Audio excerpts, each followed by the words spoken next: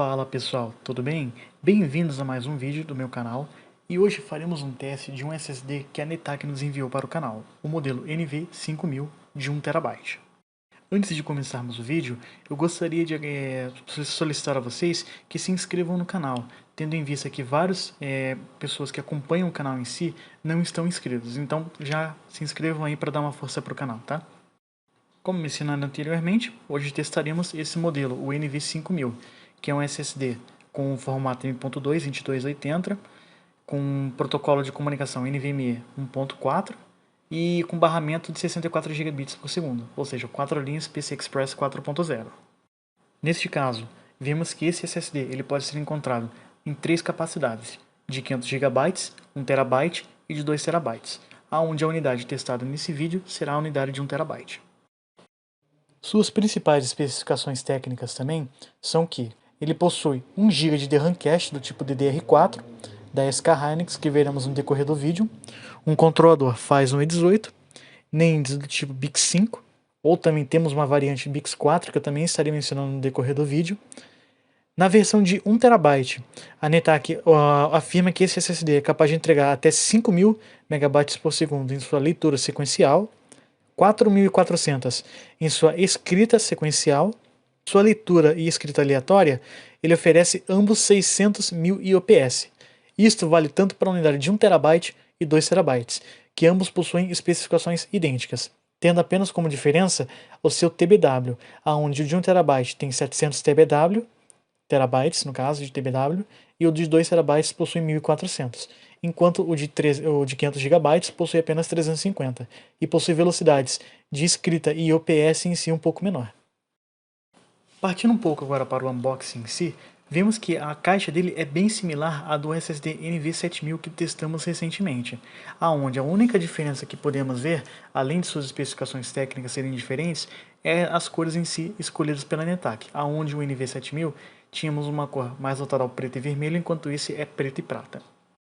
Este SSD também possui um dissipador de calor exatamente idêntico ao NV7000, o que é um excelente ponto, tendo apenas como uma só diferença as suas cores em si, aonde no NV7000 tinha como uma cor prevalecente vermelho e preto, e neste o preto e o prata. Bom, em relação às suas especificações técnicas, é basicamente isso. Antes de partirmos apenas para os benchmarks, vale a pena salientar que este SSD em si não acompanha nenhum bundle de software que forneça gerenciamento, desde o Smart para fazer a leitura dele, quanto a atualização de firmware, dentre outras funcionalidades, como softwares de clonagem nem nada. Vamos agora à sua construção interna. Como podemos observar, este SSD utiliza o controlador Phison E16, que é o predecessor do Phison E18 que encontramos nos SSDs da Netac, o próprio NV7000 que testamos, que eu vou deixar aqui no card, e até mesmo o Sabrent de 1 TB que eu testei recentemente, que também vou deixar aqui no card. Neste caso, ao invés de ser um controlador pentacore ou de 5 núcleos como o Phison E18, ele é um controlador com 4 núcleos de processamento, só que dessa vez de 28 nanômetros, só que da própria TSMC, com velocidade de 733 MHz em seus núcleos principais, onde são 2 núcleos de processamento principais, trabalhando a 733 MHz, enquanto o Phison E18 possui núcleos com processo de fabricação de 12 nanômetros da TSMC, trabalhando 1 GHz. Porém, esse aqui, embora sejam apenas 2 núcleos, ele também possui aquela tecnologia Coax Processors, que é proprietário da Phison, onde ele possui outro núcleo dual-core, do mesmo tipo Cortex R5, com frequência bem reduzida, de 200 a 300 MHz. Que tem como intuito realizar tarefas mais simples e preditivas. Assim, é possível diminuir a carga nos 2 núcleos principais, além de consumo elétrico e dissipação de calor, que pode dar thermal throttling, tendo em vista que esse SSD que possui este controlador, em alguns casos pode chegar a consumir quase 8 watts. Vale a pena ressaltar que este controlador também oferece suporte até 8 canais de comunicação, sendo que cada canal possui um barramento de até 800 megatransfers, aonde cada canal em si possui suporte até 4 comandos Chip Enable, o que possibilita este controlador a se comunicar com até 32 DAIs simultaneamente, utilizando a técnica de interleaving. Algo interessante a se notar é que estes DAIs da Kioxia em si, ou da Toshiba, possui um barramento máximo teórico de até 1066 megatransfers por segundo, ou seja, por padrão já de fábrica, eles já seriam limitados pelo barramento deste controlador, a 800 megatransfers por segundo, como poderíamos ver no decorrer dos testes. Este SSD também possui DRAM cache. Neste SSD em si de 1TB, vemos que são dois módulos de 512 MB cada um, remarcados como Kingston, embora não sejam chips da Kingston em si. Estão apenas marcados como D512-8ACP CP-GPH, que é um chip DDR4 com densidade de 4 gigabits, aonde eles trabalham com a frequência de até 2400 megatransfers com latência SL17. Porém, devido à limitação do controlador de memória integrado neste controlador Phison E16, eles estão operando a uma frequência de 1600 megatransfers. Com relação às suas NAND flashes, vemos que o SSD de 1TB ele possui 4 NAND flashes marcadas como TA7BG95AYV. Tratam-se de NANDs da fabricante japonesa Kioxia, que são dos modelos BIC5, que a Kioxia era mais conhecida como Toshiba Memory, até ter alterado esse nome há um pouco tempo atrás. Sendo que nesse caso são DIEs de 512 GB de 64 GB ao total, contendo 112 layers de dado.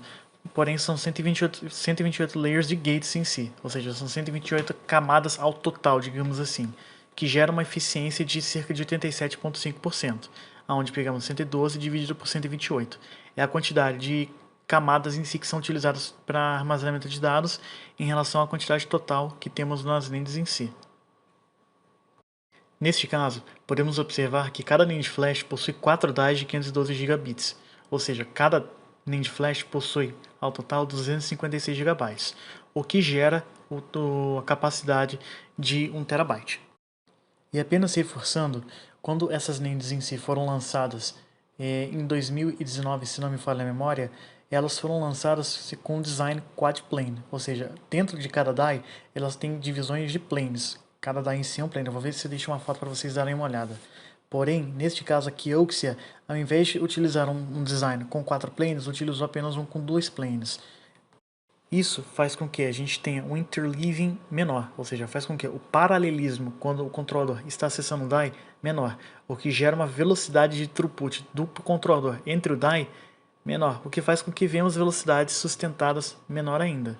Como, por exemplo, esses dies em si estão classificados para rodar até uma velocidade próxima de 132 MB por segundo, caso tivesse os 4 planes em si.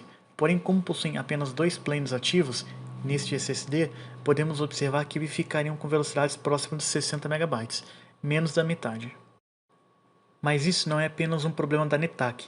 O que aconteceu foi que a Kioxia em si, ela notou que houve um menor rendimento por cada wafer em fazer um die com 4 planes, pois dessa forma você ocupa uma área maior e o custo de fabricação e implementação em si, a complexidade é bem maior. Obviamente, temos um die de velocidades maiores? Temos, mas ainda assim gera-se um custo maior e gera-se uma complexidade bem maior para fazer um die desse tipo.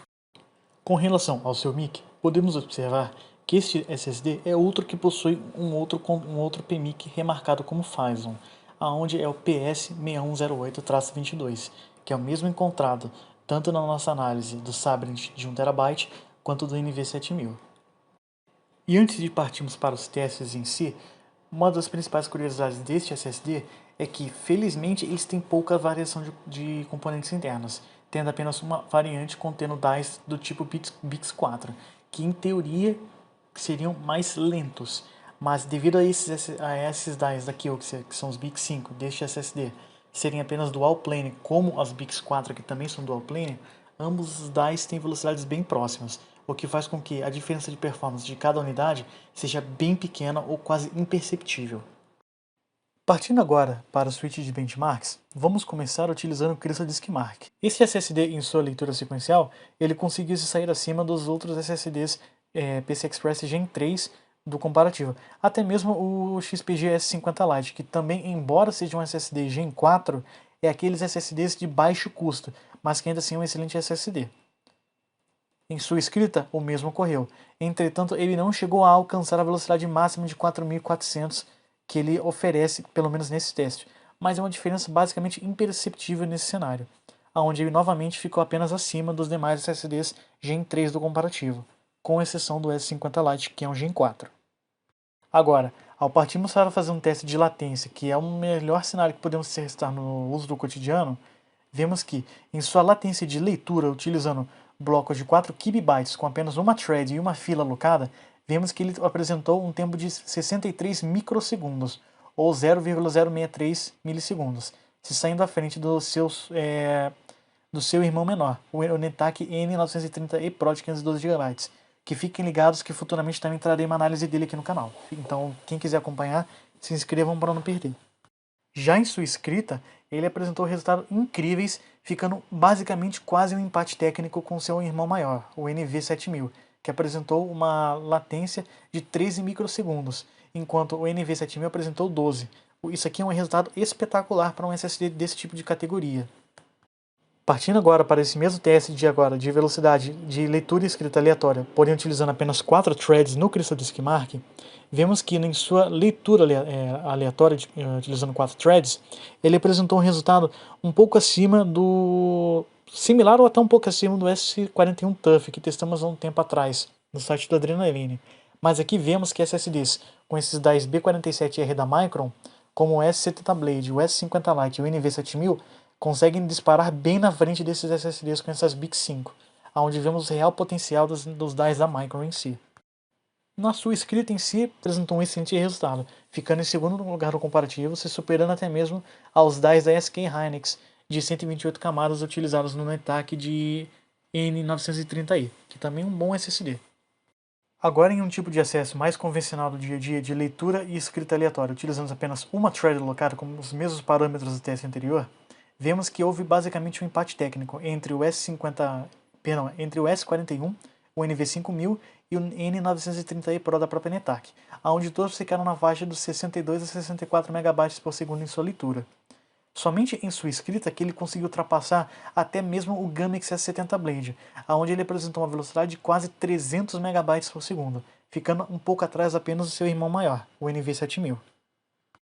Partindo agora para um teste utilizando o CrystalDisk Mark, porém realizando o teste de acesso de velocidades aleatórias com alinhamentos de 4 KB, dentre 1 até QDF de 16, vemos que em sua gravação principalmente, ele realmente consegue ultrapassar até o que ele oferece, sendo que em QDF de 16 ele passa dos 800.000 IOPS, o que é um resultado muito bom, mas em cenários mais realísticos como os QDF de 1, ele fica apresentando velocidades de até 72.000 IOPS, o que é muito bom ainda. Já em sua leitura, ele foi bem menor, apresentando cerca de 15.000 IOPS em QDF de 1 e não escalonando tão bem quanto a sua gravação, até QDFs mais altas. Porém, as velocidades que o fabricante oferece são em QDFs bem altas, como QDF de 256, QDF de 128, portanto, nesse tipo de cenário, não conseguimos extrair o total resultado que o fabricante oferece. Mas a partir disso, já se começa a se tratar de cenários tão irrealísticos que às vezes nem em data centers a gente consegue ver, pois esse tipo de drive não é um drive que se utiliza em data center. Então, é um cenário que jamais vai acontecer no dia a dia. E também testamos com a gravação e leitura, fazendo um mix, tanto de leitura e gravação, onde ele teve um desempenho similar ao de leitura, ficando acima em alguns pontos e abaixo em outros. Partindo agora para o AtoDisk Benchmark, que é um programa que ele testa blocos sequencialmente, velocidades em si, com arquivos comprimidos, para fazer simulação de carga de transferência no próprio sistema operacional, utilizando blocos de 512 bytes até 8 MB, onde o tamanho de arquivo utilizado foi de 256 MB e QDF de 1 e QDF de 4. Em QDF de 4, podemos ver que sua leitura em si se saiu basicamente parelho com os demais SSDs, aonde em blocos de 512 bytes até 16 KB, que são cenários mais convencionais do uso do dia a dia, mesmo que seja um cenário aleatório de velocidades sequenciais, aliás, vemos que ele conseguiu se alinhar com os demais SSDs, o que é um ponto positivo. Em sua escrita, o mesmo se repetiu, sendo apenas que ele ficou para trás dos demais SSDs, como o NV7000 e o S70 Blade, que apresentam velocidades sequenciais bem mais acima do que esse SSD, que se trata de um SSD intermediário. Em QDF de 1, o mesmo aconteceu, entretanto a diferença entre todos os SSDs, tanto em seu cenário de leitura quanto em seu cenário de escrita, foi basicamente o mesmo, tendo apenas uma diferença um pouco menor. Partindo agora para a nova suíte de testes do TracerMark e o Storage Benchmark, que são realizados diversos testes voltados ao armazenamento, incluindo testes de carregamento de games, como Call of Duty Black Ops 4, Overwatch, é feita uma gravação em streaming com OBS de uma gameplay a 1080p 60 fps, instalação de alguns games e transferência de pasta de alguns games, podemos observar que o SSD em si ele apresentou uma pontuação de quase 3.000 pontos, ficando cerca de 2.978, um pouco abaixo apenas do SX 8200 Pro, que também é um excelente SSD, porém ele é um SSD Gen 3. O que fez com que esse SX 8200 Pro ficasse à frente foi, no caso, seu volume de SLC Cache, que é muito maior do que esse NV5000, que embora ainda seja um tamanho decente para o uso do cotidiano, querendo ou não, é um volume muito menor. Partindo agora para o mais conceituado PCMark 10, com sua suíte de testes Full System Drive Benchmark, que realiza testes mais pesados em si, voltados a um ambiente mais profissional, que utiliza pacotes do Adobe, como Adobe After Effects, Illustrator, Premiere, Lightroom, Photoshop. Tem testes realísticos como carregamento de games como Battlefield 5, Call of Duty 4, Overwatch, dentre outras coisas. Podemos observar que esse SSD apresentou basicamente um empate técnico com o S50 Lite da XPG, o que novamente é um excelente resultado, tendo em vista que o S50 Lite nessa mesma capacidade custa ainda mais acima do que o NV5000 e apresenta velocidades ainda menores. Partindo agora para o teste de carregamento de projeto utilizando o Premiere 2021, faremos o teste para medir o tempo médio de abertura de um projeto de cerca de 16.5 GB, com resolução de 4K, ou seja, 3840 por 2160p, com 120 megabits de bitrate, cheios de efeitos, até que esse projeto esteja pronto para ser editável na timeline do Premiere. Valendo salientar apenas que esses testes em si, como este, foi testado com SSD como disco secundário, pois caso o sistema operacional tivesse sido instalado neste SSD que está sendo testado agora com o Premiere, é impossível garantir que, durante o carregamento desse programa, o Windows em si ou algum próprio aplicativo dentro do sistema operacional esteja rodando em segundo plano que possa afetar o resultado desse teste. Portanto, ele foi realizado dessa forma. Levando isso em conta, podemos observar que ele conseguiu apresentar um resultado muito bom, se saindo bem próximo do seu irmão maior, ficando menos de 1 segundo mais lento, onde ele apresentou um tempo de carregamento de 16,7 segundos para fazer o carregamento do projeto, enquanto seu irmão maior levou cerca de 16 segundos, o que é basicamente uma diferença imperceptível. Talvez essa diferença seja apenas maior caso o projeto que fosse utilizado seja muito, mas muito maior, mas ainda assim não creio que seja uma diferença tão notável. Vamos comparar agora os testes mais realísticos que podemos ver no uso cotidiano de um SSD como esse. Começaremos com o teste do GTA V, onde carregamos o modo campanha do jogo com resolução Full HD, qualidade Ultra utilizando DirectX 11, onde o NV5000 apresentou um tempo de carregamento de aproximadamente 29,2 segundos.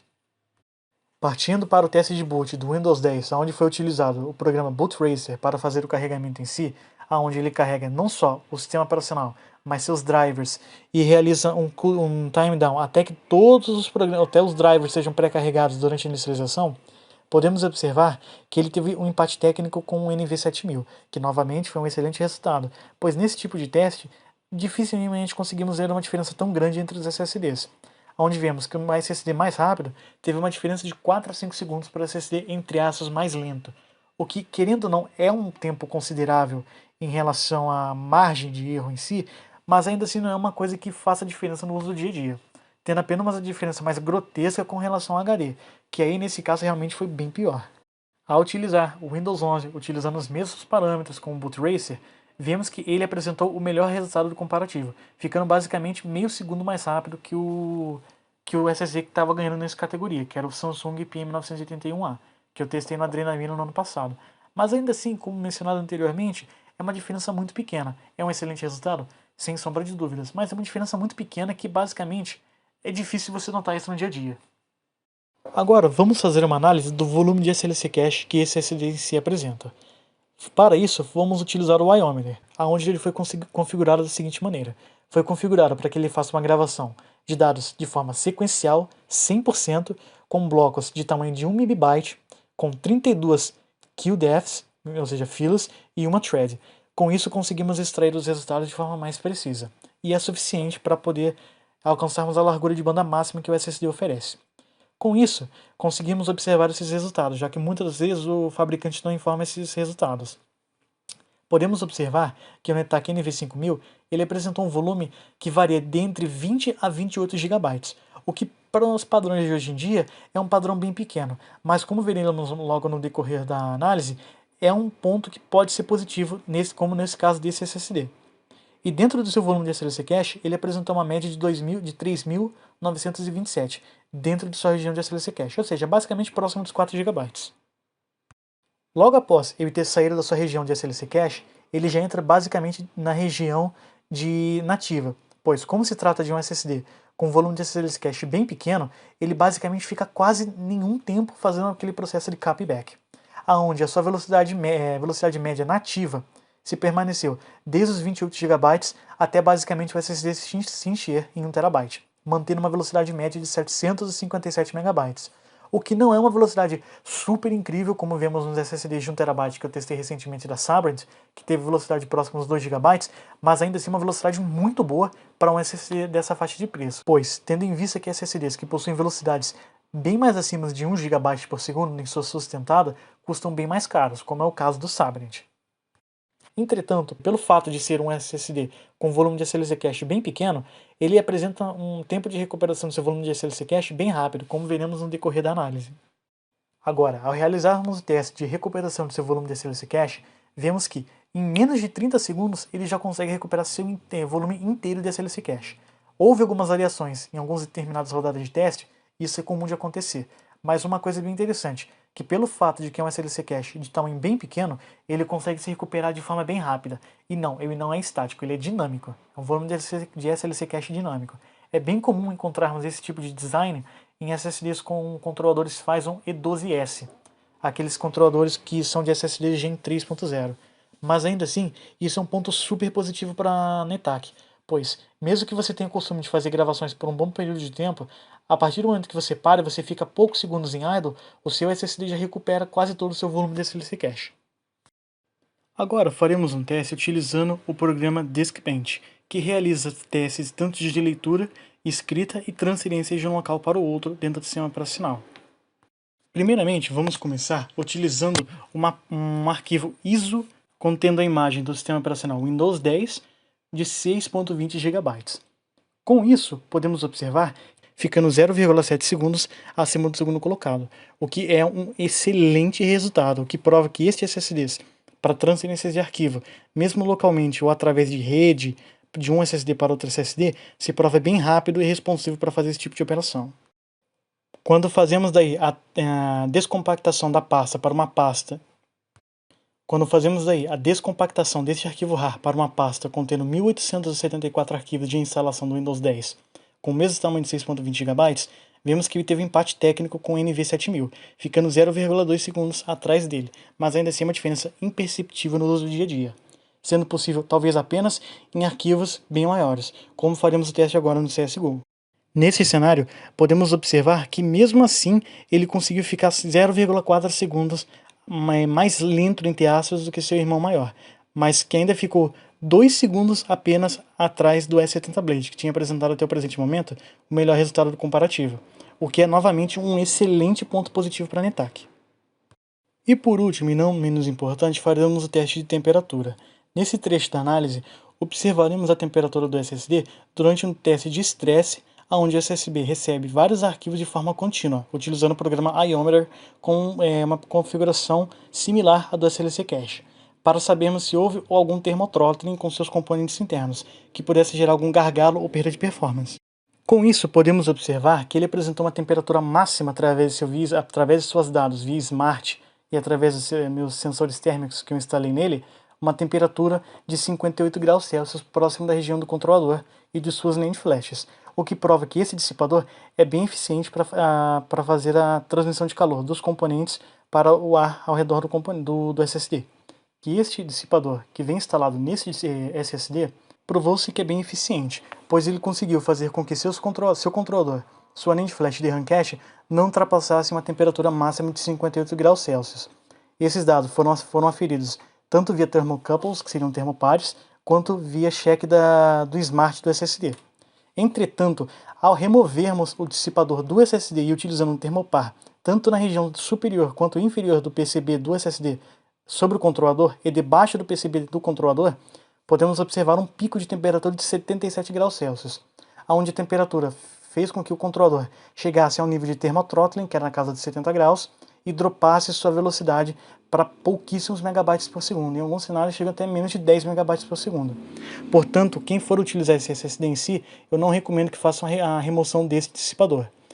Mas isso também é um cenário bem extremo. Se for para apenas uso diário, você até consegue utilizar ele sem dissipador. E pelo fato de ser um SSD que tem um volume de SLC cache bem pequeno, depois que você passa dessa região, ele leva um bom tempo para se esquentar, pois a velocidade em si que ele grava não é tão alta em relação aos demais SSDs, como o NV7000 e o Sabrent que nós testamos recentemente. Após termos realizado todos esses testes, vamos agora para a conclusão, para que possamos saber se realmente vale a pena considerar comprar este SSD no AliExpress. Com certeza é um SSD que é digno de recomendação, pois ele não só conseguiu suceder bem o seu antecessor, que era o N930E Pro, ele também trouxe um patamar de desempenho acima, para uma faixa de preço que sim, é um pouco acima, mas ainda assim a performance é maior. Então realmente o custo por gigabyte dele que ele oferece é muito bom, e o preço que ele oferece também é muito bom. Vamos às suas principais vantagens. Primeiramente, velocidades sequenciais são boas para SSDs PCI Express 4.0, porém são velocidades daqueles de primeira geração, que alcançavam 5.000 a 4.400.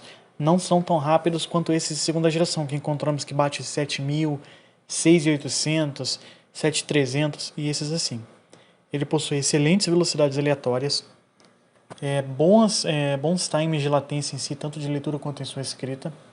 Possui um excelente desempenho prático para uso quem vai utilizar no dia a dia. Possui até mesmo em cenários profissionais, para quem vai utilizar como Photoshop, pacote Adobe, dentre demais fatores. Ele também sofre pouca variação de componentes internos, sendo que uma única outra variante que existe deste SSD utiliza o mesmo controlador com apenas DICE do BiCS4, que são os predecessores do BiCS5. Mas ainda assim o desempenho diferencial entre os dois é bem pequeno. Ele não sofre thermothrottling, ou seja, o dissipador é bem eficiente, mas já podemos perceber isso através da própria análise que eu fiz do NV7000, pois se naquele cenário com SSD mais rápido ele não esquentou, quem dirá nesse. Sua velocidade de gravação sustentada é razoável para um SSD dessa faixa de preço, não é tão alta quanto vemos no NV7000, mas ainda assim é uma velocidade bacana. Possui um ótimo preço, um bom custo por gigabyte, durabilidade é excelente para essa categoria de 1 TB, está muito bom. Possui garantia de 5 anos, porém, infelizmente, você talvez tenha que ser feito enviado para a China do produto para que a garantia seja efetivada. E como os principais pontos negativos, um deles é que o seu volume de SLC cache, em alguns cenários, ele é bem pequeno, mas é suficiente para aquelas workloads mais voltadas para o uso convencional, a pessoa que só vai jogar, vai fazer um trabalhozinho mais simples. Mas se você pretende fazer processos de escrita por um maior período de tempo, realmente a velocidade cai bastante para um padrão menor. Então, realmente, aqui é um ponto negativo. Outro ponto negativo, ele não oferece software de gerenciamento e nem mesmo criptografia. Mas tirando é isso, pessoal. Espero que tenham gostado do vídeo. Deem um like, comentem, compartilhem. Desde já eu agradeço. Falou! Fiquem ligados para os próximos vídeos.